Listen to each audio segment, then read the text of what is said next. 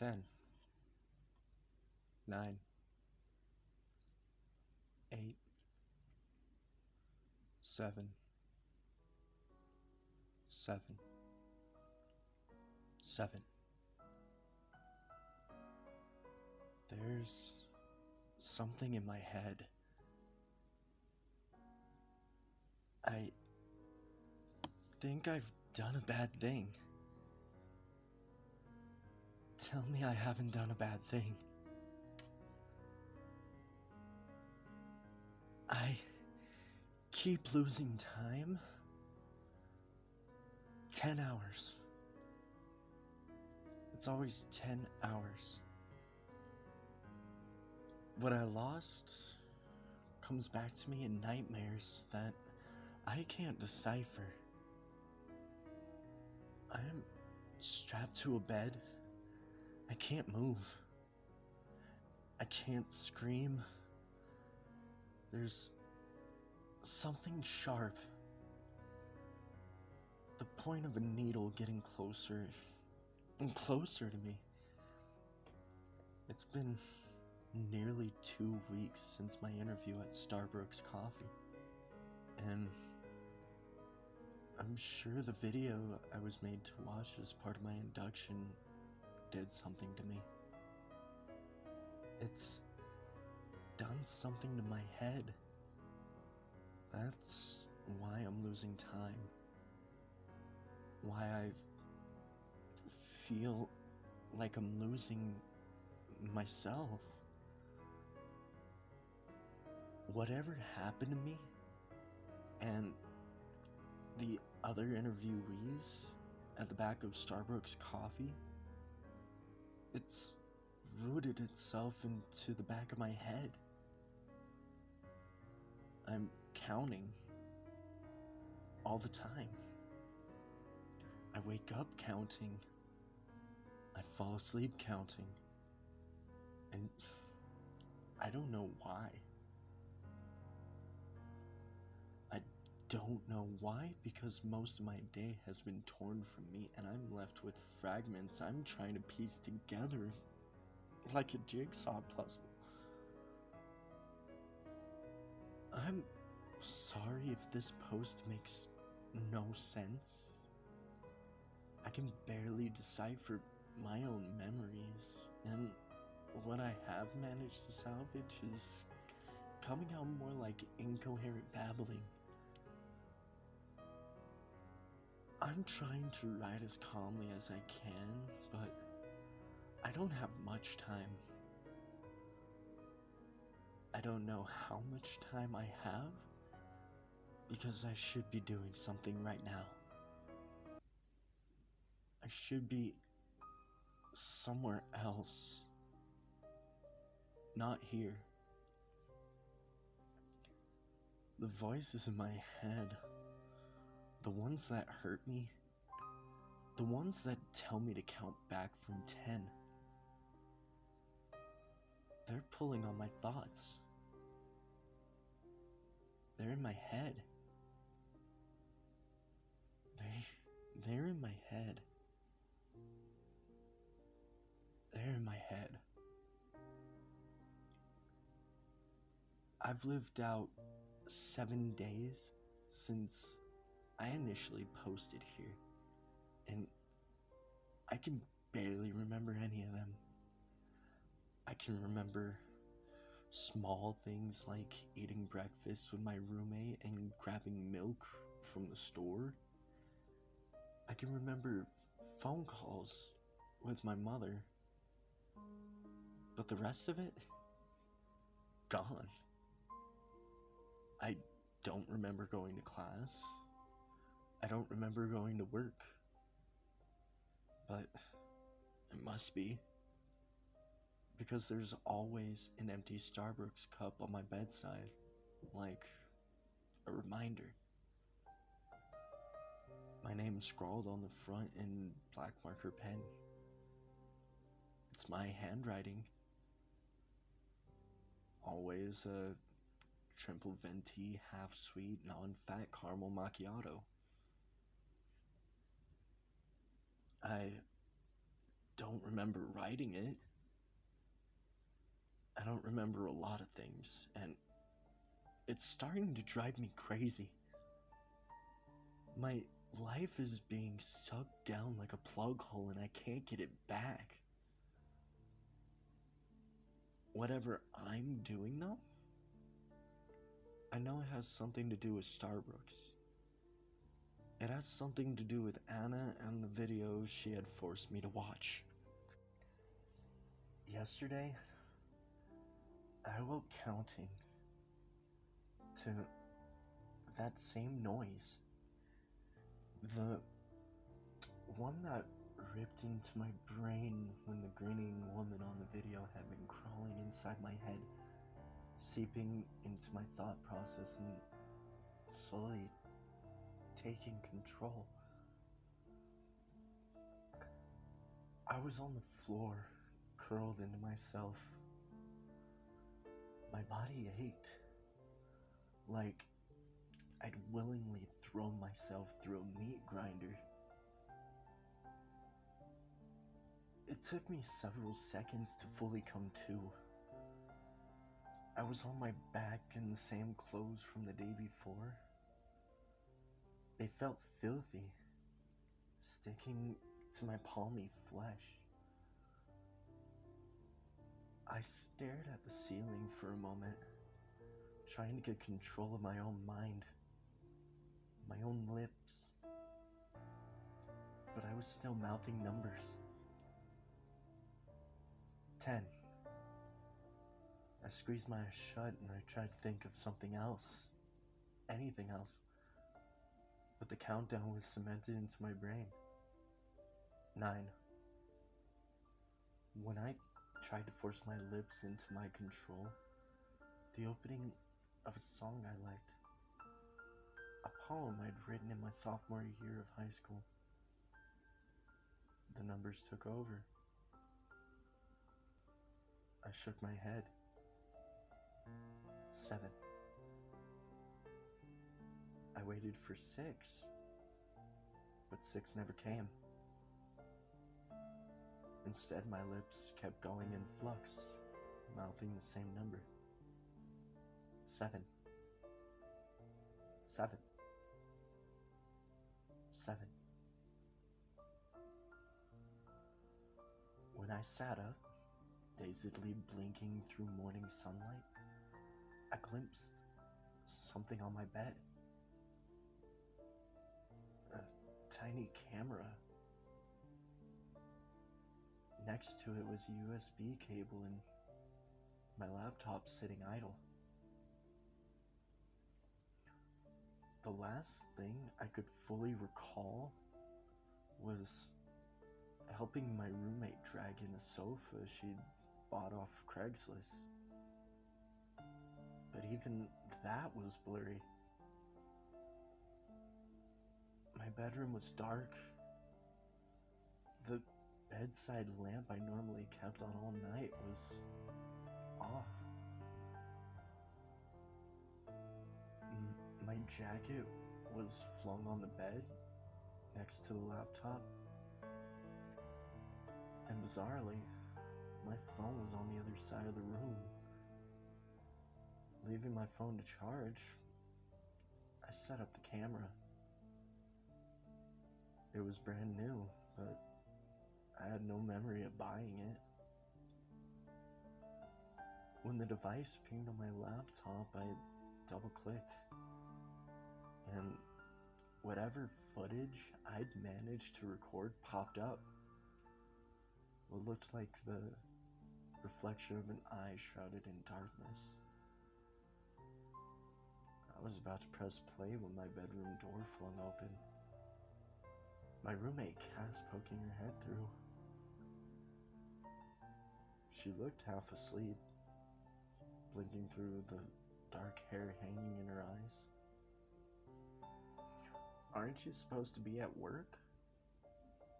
Cass's voice was a soft croak through a yawn. Her gaze fell on the laptop and the camera in my lap. What are you doing? I shut the laptop, Work? My gaze went to the empty Starbucks cup sitting on my bedside table. A job, I thought. I had a job I couldn't remember going to.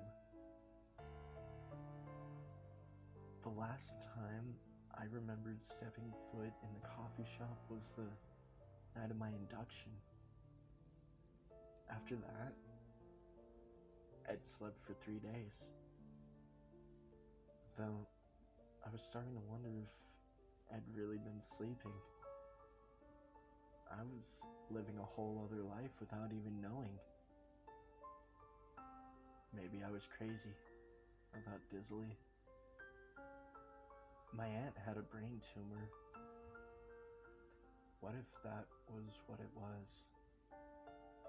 I could vaguely remember being 16 and Googling the symptoms, pulling up a WebMD page.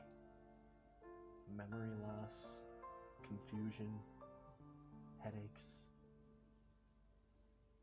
I wasn't sure about hallucinations, but could that really be it? I thought. Had everything I'd seen been some mismatched delusion? Yeah. Yeah, work, Cass said, snapping me out of it. Considering how obsessed you are with this new job, I figured you would have been gone by now. I'm not obsessed. She scoffed. Uh-huh. I personally believe you've been brainwashed. It's the only logical explanation. That was ironic. Cass cleared her throat when I didn't answer. Hey, Earth Tamaki, are you okay? Yeah, I lied. What time is it? She shrugged. 8:30. You were supposed to be at work like a half an hour ago. Cass cocked her brow. Funny. You don't seem to care this morning. Which is weird since you practically live there with all your new friends. I ran my fingers through my hair. It felt like straw. Live there? Yeah. Rolling her eyes, my roommate scowled. You're barely at home, Maki. Didn't you get back late? Aren't you tired? I had to think about that. Was I tired? I felt like shit, sure. My head was pounding and my body ached, but I wasn't tired. Before I could answer her, Cass shot me a smile. Just promise me, okay?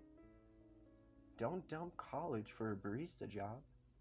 It might seem fun right now, but you need to think long term. It's something to think about. Cass. She cut me off, disappearing back down the hall. You're going to get fired if you don't move your ass. Shuffling off my bed, I stretched. My mouth was dry, like I hadn't drank in hours. Can you make me coffee? I'm half naked, came her squeaked reply. It's not like I wanted to go to work, but I did want to know what was going on. I wanted to know why hours of my life were being sucked away, and I was left with splintered pieces. Pieces that didn't matter. The nightmares bled back into the forefront of my mind. Starch white walls and a ceiling intense golden light blinding me. Gloved fingers curled around a scalpel which was inching closer and closer to me. They didn't feel like the night terrors I had as a kid.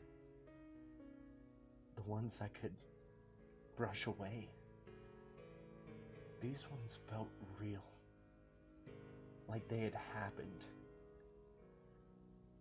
My Starbucks induction was still playing in my head. The test with mind-bending questions that messed with my psyche. And the coffee I was sure Anna had drugged to lower my inhibitions. Whatever she subjected me to was causing my blackouts. But what exactly had the video done to me? The question enveloped my thoughts while I showered quickly, changing into fresh clothes and grabbing my bag. I was stepping out of my apartment, a dried piece of toast hanging out of my mouth, my hands in my hair trying to tie a decent pony, when a figure loomed into view. The guy was leaning against the doorframe, no longer in a bright yellow hoodie. He wore a fitted jacket over his shirt and jeans. A pair of Ray-Bans, slicked dark brown hair back. "Finally," he said in a breath. His expression was bright, but I noticed dark shadows under his eyes. His cheeks had a pallid look to them, like they were drained of color. "We started work like an hour ago." I was speechless for a moment. It was one of the other interviewees. I dug for a name, but my mind was blank. The guy's lips curved slightly. "Sam," he said. "You've forgotten my name already, huh?" Ouch. "No." I started to walk, quickening my pace. "Sorry, brain blank." He shrugged, sticking to my side. "Happens to the best of us." I knew him. That's what my mind was telling me, at least. I'd been working with him for a week. When I raked my brain, however, there was nothing. Even when part of me knew of laughing with him about TV shows none of us watched, kicking through fall leaves on the way to work and awkwardly asking him to fix the coffee machine for me. So many memories, and none of them felt right. "How do you know where I live?" The words were spewing out of my mouth before I could stop them. I took quick steps down the apartment block stairs, eager to lose him. I expected my sour tone to scare him off, but Sam was right behind me.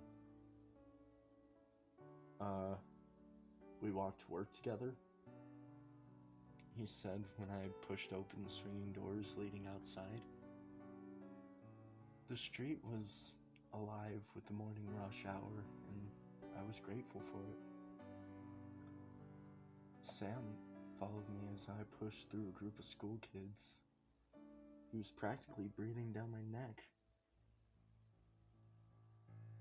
"Also, you're late. Our boss is having an aneurysm." "You mean Anna?" I said breathlessly, as he responded with a scoff. The cool breeze was a relief on my cheeks, blowing my hair from my eyes. When I crossed the road, I glimpsed something at the corner of my eye. At first, I thought it was a dog, but it was too small. When I got closer, fastening my pace, I realized I was seeing a rabbit. A small, white rabbit in the middle of the sidewalk. I blinked rapidly, but it was still there. It was the rabbit I'd seen after I'd taken the test at the job induction. Sam was talking, I realized, but his voice had collapsed into white noise. He was talking about work. Something about a ring getting stuck in the trash disposal and an argument with Rich. I couldn't concentrate on his words. All I could see was the rabbit. It looked so out of place. A piece of my own personal nightmare sitting on a mundane street of gray on a weekday morning. I had to know if I was losing my mind. When I edged forward, the rabbit turned and started to bounce across cracks in the walk, hopping between people's legs. It wasn't real, I told myself. Except it was. It was real. I was staring at it and it wasn't wavering or blurring out of my view. I was staring at it and it wasn't wavering or blurring out of view. Before I could hesitate, I was catapulting into a run. I was aware of Sam yelling my name, but my attention was on the rabbit. I couldn't stop myself, like my body had a mind of its own. I was counting again, my lips mouthing each number. The pain in my head was back, cruel, slicing into the back of my skull. It felt like something was there, protruding into my brain. 10.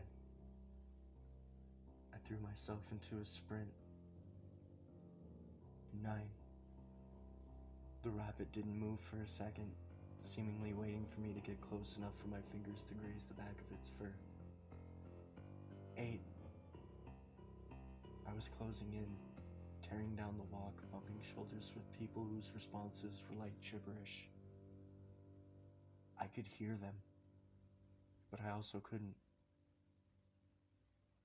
They were like Sam, incoherent. 7. My lips burned with the number like it was poison on my tongue. 7. I remember thinking, why couldn't I get past 7? Watch out! My voice was yelling, but I couldn't concentrate on it. I couldn't concentrate on anything but the number 7 and the rabbit in my reach. I was so close. A dull fog settled over my vision. My head starting to spin like I was going round and round on a carousel. I was back in the white room with the TV in front of me. I was back in the white room with the TV in front of me. The presenter was on screen. Her smile stretched across her face. Very good. Her screech was rooted inside my head. Now, how do we make a mocha again? I could hear myself reply. My voice an emotionless drawl symphonizing with the others. The memory took me off guard and I almost went flying. Though, seeing more of what had been torn from me only gave me more incentive to catch the rabbit. They had messed with my head, I thought. They'd drugged me and then fucked with my head, making me see rabbits, making me question my sanity. I pumped my arms faster and had my hands stretched out to scoop it up when something flew past me, tearing the breath from my lungs. The air seemed to turn boiling hot, fumes hitting me in the face. Warm fingers wrapped themselves around my wrist in a tight hold and yanked me back. Reality contorted back into focus. I was standing in front of a main road, cars flying past. Commuters were frowning at me, like I was crazy. I just chased after an imaginary rabbit in broad daylight. I was fucking crazy. Sam was bent over gasping for breath, his hands on his knees. Okay, whatever you're smoking, hand it over. I shook my head, my cheeks burning. Did you see that? Was all I could choke out. See what? He straightened up. You mean your attempt to isekai yourself? Yeah, I did. I trailed off, looking for the rabbit. But I was just looking at empty air. What? Sam spluttered. What did you see? Instead of answering him, I stayed silent. Maybe what was best. I wouldn't say it was a comfortable silence because Sam kept whistling at odd intervals before stopping abruptly. It was jarring. The way he whistled. Like each melody meant something. A youngish woman walked by pushing a stroller, but when I looked closer, it was empty. There was a blanket and toys, but no baby. Swallowing something warm climbing back up my throat, I focused on Sam. He looked to be deep in thought, his gaze flicking to each passerby in quick succession. And I noticed he looked nothing like the guy I'd met on the night of our induction. He had hid under a yellow hoodie and didn't want to be seen. This guy seemed to full body scan every person that passed him with a single glance. Sam. Saying his name felt a mixture of wrong and right, like I knew him. But at the same time, I didn't. I wanted to know if Sam was seeing the same shit as me. If he was going crazy too. His gaze snapped to me. Yeah. Are you blacking out? That's a weird question to ask after jumping in front of a truck. Are you? I pressed. Sam shrugged, kicking through a pile of fall leaves scattering the sidewalk. Not that I know of, he murmured, shoving his hands in his pockets. I pass out at work sometimes, but that's the night shift. It fucks with my head. There isn't a night shift, I said. I knew that because I'd been on a late night coffee run during finals. The place was closed. I'd even knocked on the door. So if the store was closed, what the hell was I doing all night?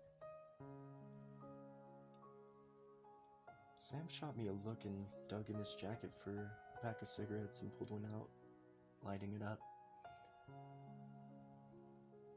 For new employees, they're extending the opening hours, Mackie.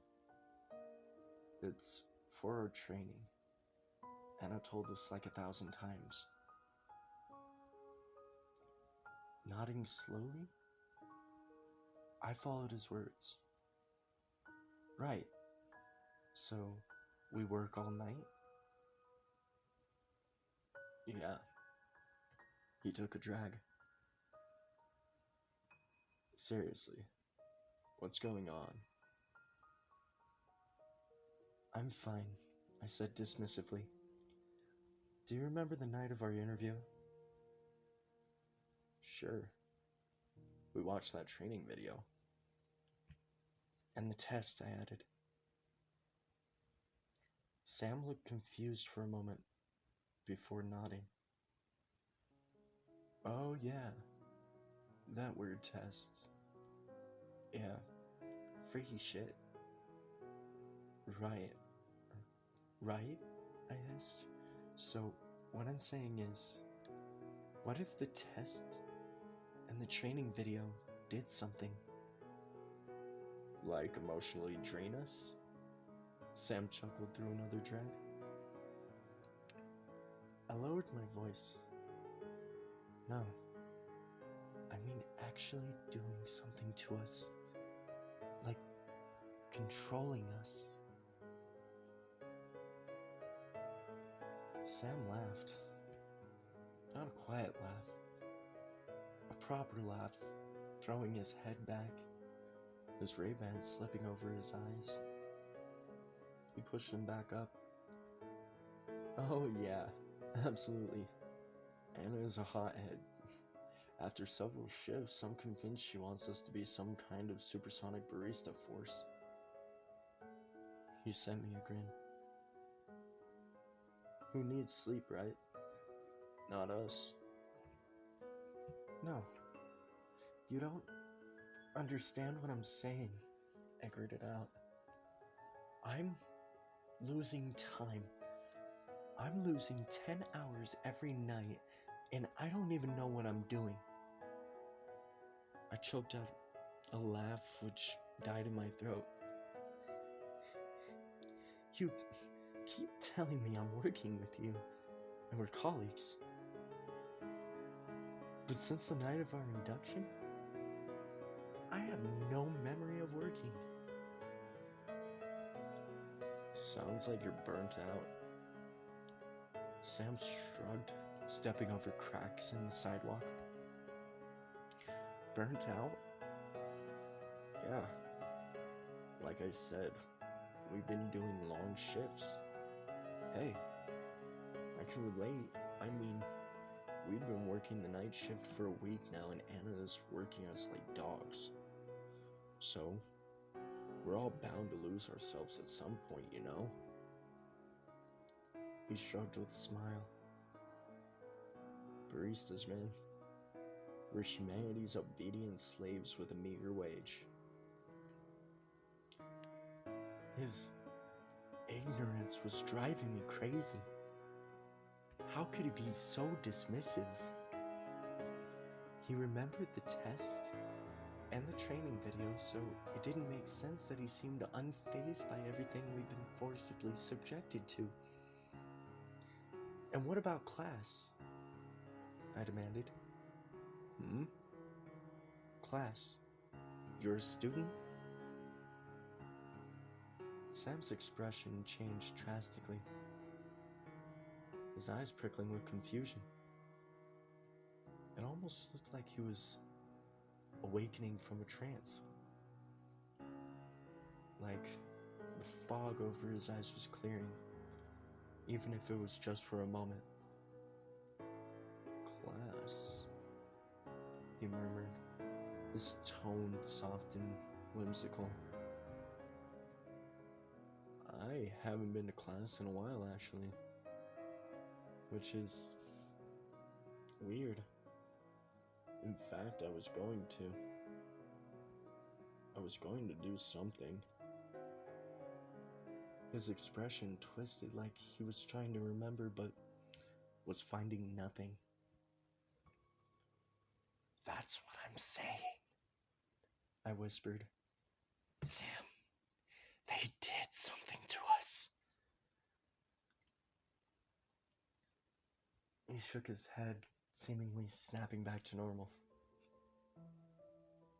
"Nah, we're just tired."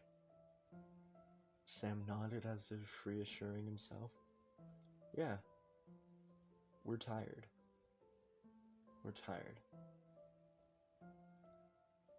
"That's what I forgot about class. We're tired." His voice reminded me of my own during the training video. I shoved him hard. "So you remember what we did last night?" I gritted out. "You remember the whole night?" He hummed. "Yeah. It was pretty dead, so Anna taught us how to make fraps. You should know, you spilled one over yourself and snapped at a customer." His gaze snapped at me. "You do remember that, right?" I didn't answer him. I couldn't answer him, because I had no idea what the fuck he was talking about. When the two of us finally walked through the swinging doors into Starbucks, I found myself overwhelmed by the warm glow in the store. Sam was back to his usual chipper self. It was fairly busy. A queue of around 7 or 8 people. Sam ushered me behind the counter and I had no idea what to do. Where to go? The other 2 interviewees were working. The girl with the pretty blonde hair had her back to me, blending fruit on the counter, while the red-haired boy was taking orders at the front. Neither of them spoke to me. Sam flung his jacket in Anna's office and put his apron on before throwing me mine. I felt a sixth sense of deja vu being back in her office. The 4 chairs were still there, though her desk was a lot tidier. All the paperwork from last time was gone. Her laptop sitting idle. I found myself staring at it before Sam grabbed my arm gently. "Okay, so you can start with orders or Ben will kill you." His laugh was light. You know how much he hates talking to customers in the morning, so he's pretty pissed. "Also, I need you to put out prices for the raisin cakes. We don't have any left." "Pissed is an understatement," the girl said, her tone sing-song as if she reached on her tiptoes to grab a fresh batch of fruit. She moved in sync with the song on the radio, sidestepping to the beat. found it hard to believe she was so lively and it wasn't even 10 a.m. When I sidled past her, she shot me a grin, though it quickly fizzled out. "What's up with you?" "Luna." I remembered her name. This time, her blonde hair was in a neat pony sticking through her Starbucks cap. When Sam hurried past, carrying a tray of donuts, she nudged him with her elbow. "What's up with her?" He shrugged. "Tired, I guess." He caught my eye. "Orders, Maki. Don't just stand around." So, Sam was a control freak, I quickly came to realize. I nodded dizzily, trying to tie my apron with trembling hands. Sam wandered off, who knows where, and I ended up taking orders. It wasn't as hard as I thought. As soon as I had the notebook and pen in my hand, and was actively asking people what they wanted, my hands worked on autopilot, like I already knew what to do. A girl around a few years younger than me was next, but she ignored me, her gaze flicking to Ben, who was struggling with the coffee machine.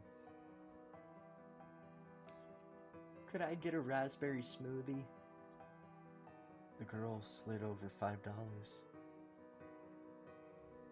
I'd only known Ben maybe half an hour, and I could tell he wasn't a morning guy.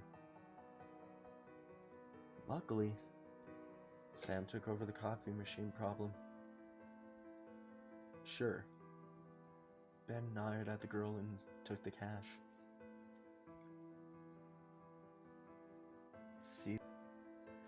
See this."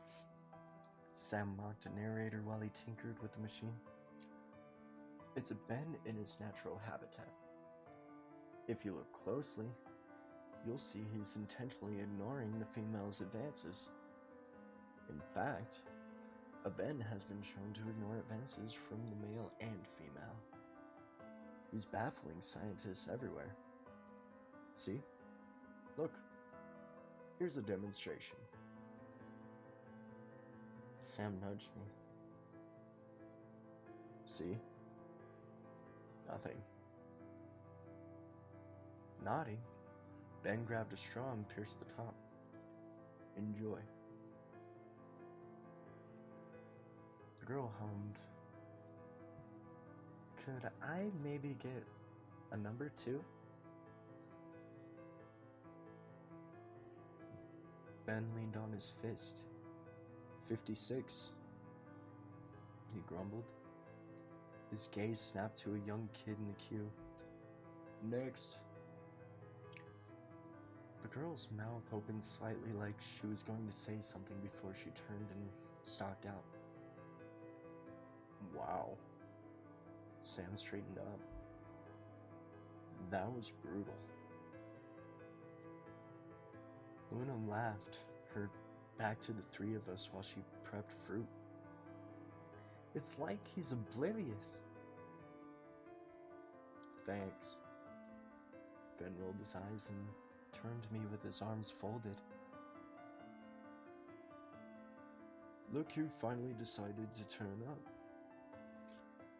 He wasn't smiling, but there was a gleam of playfulness in his eyes. I knew it. At least that's what my brain told me. Ben. Sam worked like a robot, his hands doing 7 things at once. Somehow. "Be nice." "I am nice," the redhead rolled. "I am nice." The redhead rolled his eyes. "It's the British accent," Luna chirped. "The deadpan tone doesn't help."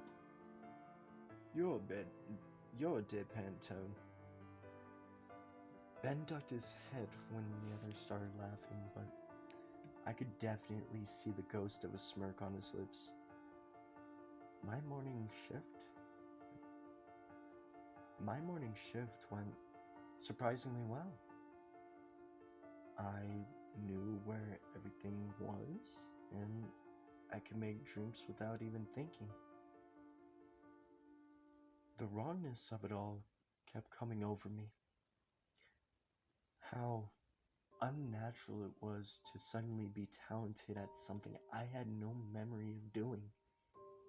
But I fell into a daze, enveloping in symphony with the others.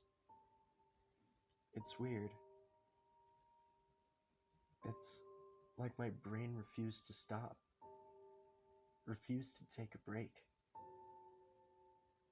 When I wasn't doing something, I was looking. When I wasn't doing something, I was looking for something else to do. I made drinks I couldn't even pronounce and talked with the other three like we'd been friends our whole lives. It was wrong. A tiny voice in my head kept murmuring. Except, I was always working with noise. Whether that was the screeching of beans being blended or the radio blasting indie hits. I was serving a customer around early evening when I glimpsed that all too familiar ball of white behind the window. A woman ordered 2 espressos and I made them with shaky hands. Turning back to serve her, I could see the rabbit at the corner of my eye. I looked away to put cash the customer had given me in the register. But when I risked a glance back, it was in the store, just behind 2 teenage girls. Again, it was so out of place, so wrong. The world was going on around me in a blur, and yet all I could see, all I could concentrate on, was the rabbit. It was getting closer every time I looked away or blinked. Leaning forward, I squinted to see if, once again, I was seeing things. I couldn't be. But nobody else was seeing it. Nobody else was pointing it out. Which meant I really was fucking crazy. I thought I was losing my mind. Maki. Sam's hand was on my shoulder suddenly. When I twisted around to look at him, he was practically bouncing on the heels of his shoes impatiently. Are you okay? Customers are waiting. 2 coffees. The man wasn't even looking at me. His gaze stuck to his phone. When he did look up, his lips were moving, but I couldn't tell what he was saying. Instead, I was looking for the rabbit.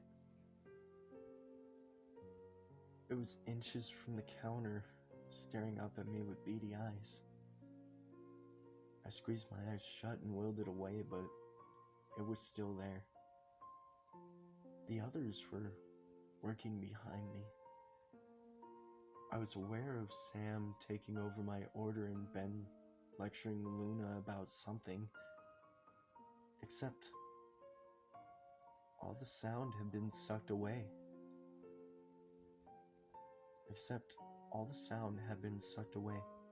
Leaving my own breaths. I felt my arms fall to my sides. I couldn't breathe. The time, I thought, suddenly. What was the time? I don't know why the words were in my head, scattered like alphabet soup, but they pushed their way to the forefront of my mind like they had always been there. I looked for the time. I was used to looking at the clock above the door. When I glanced at it, however, the numbers looked backwards, warped, wrong. I stumbled back with a sharp cry and grabbed for my phone in my pocket. When I looked at the time on my home screen, it was the exact same. Wrong. The numbers were distorted and blurry, like I was underwater. I dropped my phone. I knew I dropped it because I felt it slip from my fingers. The world seemed to fall away before my eyes. The ground was torn from beneath me and I was falling. I wasn't sure where. I could still hear the soft thump of the radio blasting and voices. Except I was somewhere else. I was somewhere I wasn't supposed to be. A place far away from my reality. Far away from what I believed in. White walls, a silver ceiling. I was moving fast. The walls were flying by in a dizzying deluge I couldn't comprehend, and my stomach was diving into my throat.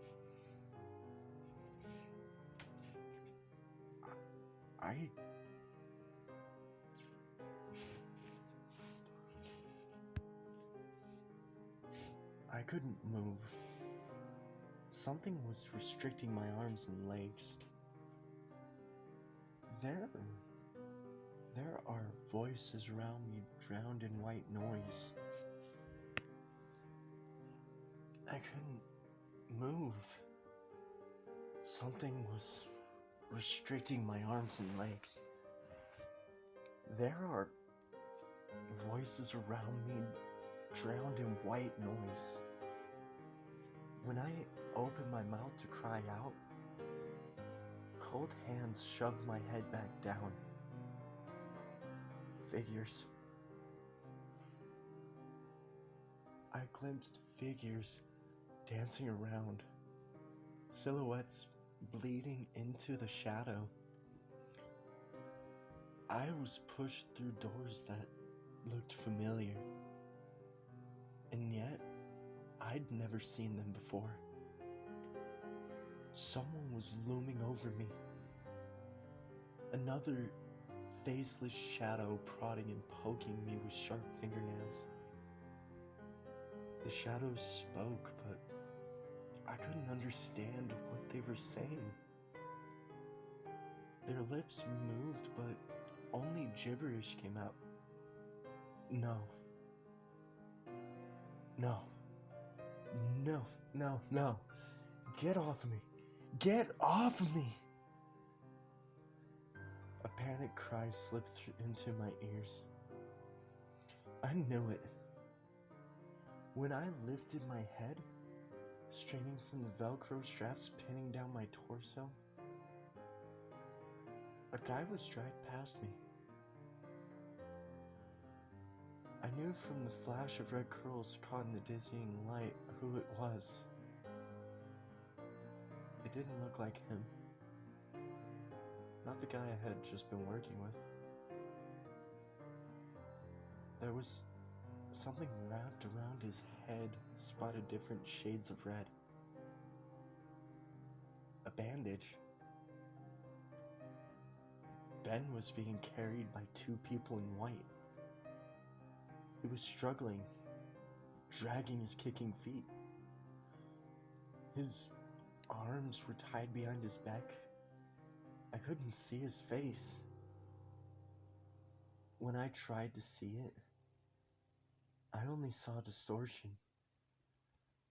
I only saw what my brain wanted me to see. I saw his feet, filthy and bloodied, scathing pristine white tiles as he was dragged further and further away. When Ben disappeared through a door at the end of the long winding corridor, I was pushed through another set of doors. The whole place seemed to be just that. Doors.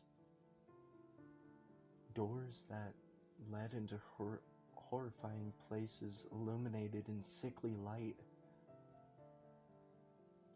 "Where's Ben?" I said with no sound. I had no voice. The words were tangled on my tongue. I kept asking it or trying to, but I was ignored. This time, I saw a face. A real face I could identify. It was a man my dad's age. His eyes were cold and calculating, lips twisted into a scowl. He leaned close and prodded the back of my head. Something was there. I could feel it protruding into me. A sickening crunch sent my stomach into my throat, and my response was to cry. But I couldn't cry. My eyes were dry. My chest was heaving, but where there should have been an emotional response, there wasn't. Pain. There was so much pain, and I couldn't stop it. My body reacted to his touch, spasming, but I couldn't stop it. I couldn't control my contorting limbs that were no longer mine. I screamed. I didn't hear my scream, but I felt it burning in my lungs. Something was there. Something was in my head. It felt like a parasite, like a leech crawling into my brain. The man held no sympathy in his eyes, no mercy, nothing. When he raised his hands to signal the others around him, his fingers were slick scarlet. "Count back from 10, he ordered. I did. I did when his fingers were in the back of my head once again, twisting. 1. The number slipped from my lips in a soft sob. 10. The number slipped from my lips in a soft sob. 9. 8. 7. 7. 7. On the fourth 7, I garbled on my tongue. He plunged his fingers in once again. "It's not working," he grunted, turning to somebody out of my view. Protocol 2193 was administered successfully. The subject seems to be having trouble following instructions. I'll need to do further tests, which includes going deeper than I expected. With him distracted, I could only stare at the ceiling and wish death upon myself. I want to die, I thought dizzily. I want to die. I want to die. I want to die. When something sharp stabbed into my head, I felt something warm and wet slide down the back of my neck. I felt it dampening the sheets I was laying on.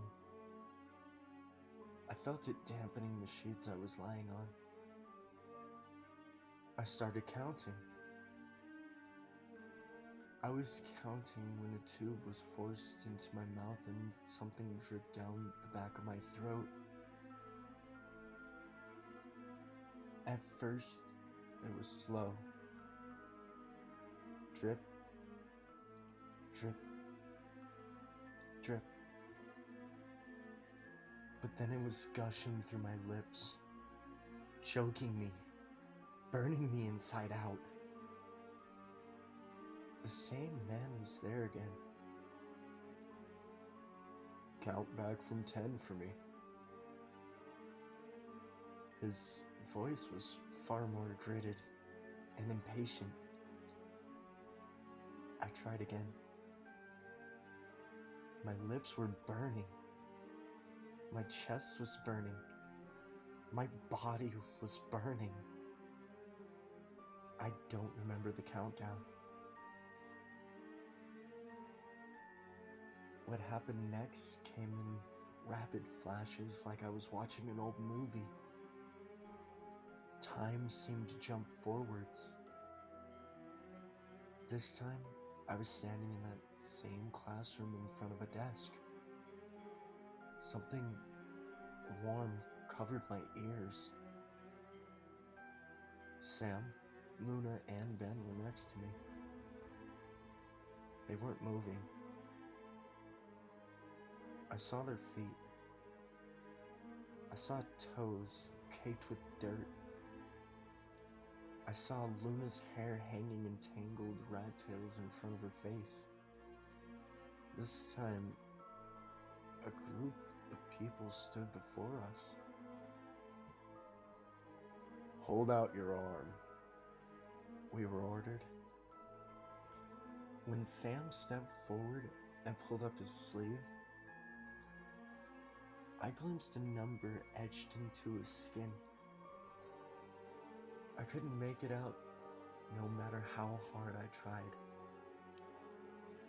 My body was working against me on autopilot. I was ordered to take a step forwards, and I did. Something cold pierced my skin, and I stopped thinking for a while. My mind swamped in cotton candy. I have came to sitting at a desk once again. The room was dark. The TV set was on, static blurring my vision. Anna was standing over me with a pinched expression. I felt her hands tiptoe across my scalp before retracting. She straightened up with a sigh. "Are they ready?" That same male grunt sliced into the silence. Anna nodded. "Not fully. However, if you really want a demonstration, go ahead." "Indeed." The man cleared his throat. The TV flicked to the bright blue screen. "Identify yourselves." The words were coming out of my mouth, and I had no control over them. But I wasn't alone. Sam, Luna, and Ben joined in. Our voices, once again in symphony. Stand by. Project White Rabbit. Test 3. Phase 2. Very good. Now, count back from 10. We did. Slowly. Another training video started. This time presented by a man. But it was Myuu. As the numbers fell effortlessly from my lips, I was tracking red squares once again. My eyes catching each one that hit corner to corner. When we were on the number 4, the bulb above exploded, showering the room with glass. I didn't move. I couldn't move. 3. The desk I was sitting on started to rattle. And then the walls were shuddering. An earthquake was my initial thought. But when we reached 2, and then 1, I realized we were the ones doing it. Turn it off, the man ordered. The TV was switched off and the room came to a standstill. Murmurs filled the air. Speech I couldn't understand. Agent Taryn, you said Myuu was a success. I did, Anna said. There seems to be something interfering with the signal. Let me fix it. The man nodded. The initial stages went better than we expected. White Rabbit is on track to becoming one of our greatest breakthroughs yet. It's still a massive risk, Anna murmured. If we fail, the consequences will be catastrophic. What we're doing will benefit America's children. The man cut her off. Now, allow me. The TV was switched back on. With all due respect, Agent Taryn, we'll get better results if we use GM46. While he spoke, my eyes found the TV screen once again while it flicked onto what looks like an old slide presentation, before landing on one that looked stained red like it had been burned, or attempted to be burned.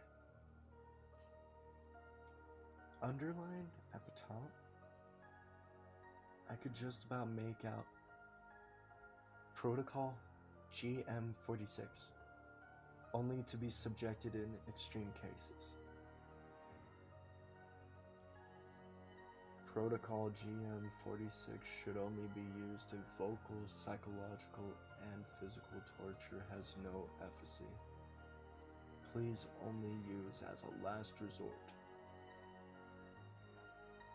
Anna shook her head. I saw emotion prick onto her face. Agent Carter, there is no need for that. Yes, there is. If no progress is made, we will be going through with GM46. Anna's gaze snapped to the bright red screen. But it's... Stand up. Agent Carter ignored Anna and turned to us. And like clockwork, we did. The door opened and 4 children walked in. 2 boys and 2 girls. Maybe 7 or 8 years old. Each of them carried a white rabbit. Anna's voice shook slightly. All moral inhibitions have been removed. The subjects will do whatever we ask of them when we ask it, which is the first stage of mirror. Allow me to demonstrate. She opened her mouth to speak, but Carter stepped in front of her. He gently took the hand of the little girl's and strode over to Sam. Subject 626, he ordered. Kill the rabbit. Sam bent and gathered the rabbit in his arms. At first, I thought he was hugging it to his chest, but I saw his fingers twine around its neck and jerk suddenly. There was a sickening snapping noise and the rabbit dropped to the ground. The little girl who had been holding it lifted her head and stared at Sam with wide eyes. Agent Carter clapped his hands. Well done, he said. Now, kill the child. There was a pause. Sam didn't move. 626. I'm waiting. No, Sam said through gritted teeth. His voice was strained. I'm sorry? No. I can't. I gave you an order. No. I won't. I won't. I won't. Sam's confusion was evident in his cries, and I wanted to press my hands over my ears, but I couldn't move. The world wavered, my vision blurring. I was walking. I could see concrete beneath my feet, cracks in stone and leaves I was kicking through. There was something in my hand. Coffee. 4 pairs of footsteps. Fall leaves dancing in the air. Our footsteps were in sync. Our breaths joining together in the air. The sky was dark blue. Twilight. Luna's laugh startled me. I caught sight of her swinging ponytail. And then the customer was like, "Are you kidding me? You don't do it shakes?" And I was like, "No. You're 2 years late. Maybe even 3? No. But she did storm out." Sam's laugh sent ice shooting down my spine. "You're lucky it was late and Anna wasn't watching. She spat on me." I stopped walking, my body going rigid. I didn't know the time, the day. For a disorienting moment, I didn't even know where I was. I recognized the strip of stores by Starbucks. We were on break, I thought, the words streaming into my head. Anna let us go on break after we'd worked all night and all day. We were getting lunch. It was like my body was working without me. 2 worlds. Both of them felt fake. Both of them felt like I was dreaming. I clutched the coffee cup so hard, half of it spilled out. "I've got to go." My voice broke around the words. The three of them turned to look at me, matching expressions, and my stomach twisted. I had to remove myself from the link. Whatever they were, it wasn't me. What? Luna frowned. But I was going to treat you guys. Looking at Luna, at the stranger my brain was telling me was a friend, the breath caught in my throat. I had to tell them. Before I could stop myself, I was grabbing Sam's jacket sleeve and pulling it up. But there was no number. Sam jerked his arm away with a snort. And once again, I'm questioning if you actually have concussion, Lucky. Concussion? Luna grabbed my hand, her fingers entangling with mine. What happened? I'm fine, I said with a sharp breath. I've got to go home. I was moving away from them before I gave up and told them everything. Wait, Sam shouted. Hey, look out for the road this time. I was moving away from them before I was already stumbling back. There were no rabbits, no blurry vision. It was my reality. The one I knew. And yet, it still felt wrong. Like the white classroom was there where I belonged. The crowd felt claustrophobic when I threw myself into a sprint. Footsteps followed me back to my apartment. I knew it was them, but they were slow. I could sense them behind me. I locked my door and opened my laptop, but the camera was fried. I was looking at a black screen. Whatever footage I managed to capture without getting caught, everything I remembered in splintered fragments. It was gone. I didn't do it myself, I thought. Or did I? Did I destroy the camera? Without knowing? I don't know how many hours passed. I was still staring at the laptop screen when my phone rang. 3 singular beeps. Mom flashed up and I grabbed it and slammed the phone to my ear.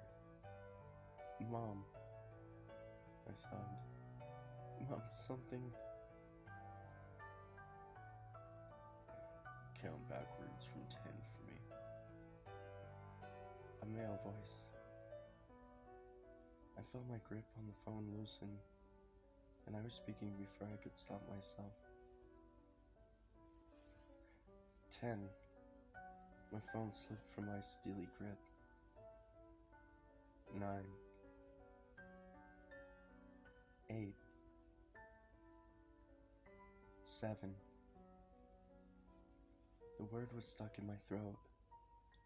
I felt myself moving, cold air whipping my hair from my face. It was raining, and I was wearing a tank top. It was pitch black, 11 p.m. My feet were bare on wet tarmac. And a voice, soft and soothing, seeping into my skull and taking an unyielding hold. All I remember is the intense green of the Starbucks logo getting closer and closer, blurring in my eyes. Anna in the doorway, waving me inside.